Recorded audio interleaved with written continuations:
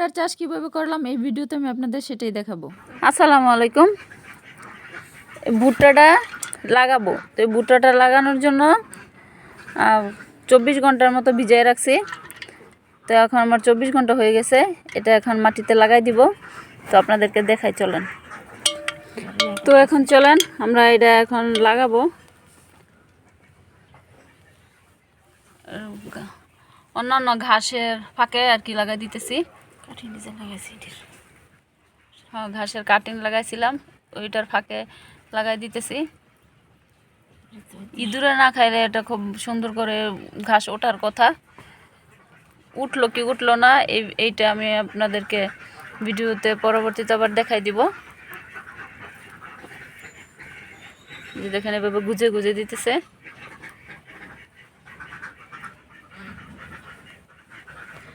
দেখি সবগুলো এইভাবে লাগাই দিব।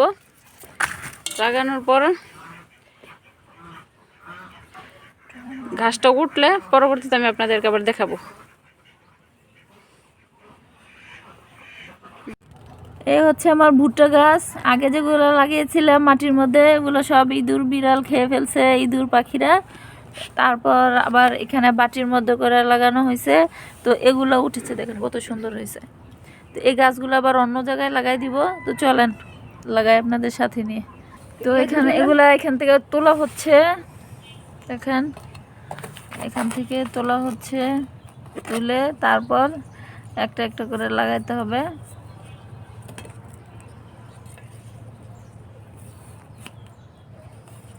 শিকড় অনেক নিচে চলে গেছে।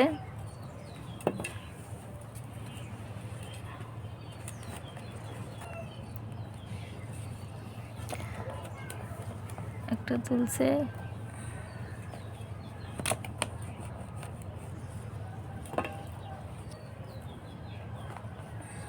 শিকড় অনেক নিচে চলে গিয়েছে। দেখেন এই যে ভুট্টাটা দেখা যায়, এই যে ভুট্টা দেখা যায়। এক এক করে আমরা সবগুলোই তুলবো।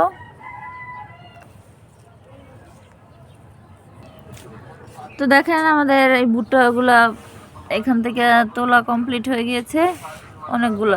এগুলো আমরা এখন আবার সব মাটিতে লাগিয়ে দিব। তো আমরা দেখেন এই ভুট্টাগুলো লাগিয়ে দিচ্ছি মাটির মধ্যে। এর সাথে কিন্তু ঘাস টাস আরো অনেক কিছুই আছে। আর এই ভুট্টার চাষটা আমরা করতেছি কিন্তু গরুর খাওয়ানোর জন্য, গরুর খাবারের জন্য আমরা এই ভুট্টার চাষ করতেছি। যারা গরু পালেন তারা আমার এই ভিডিও দেখে ইন্সপায়ার হতে পারেন। কারণ গরুর ভুট্টা খাওয়াইলে গরুর প্রচুর পুষ্টি পাবে এই ভুট্টা থেকে। সবারই তো পুষ্টি দরকার, মানুষের যেমন দরকার গরুরও দরকার।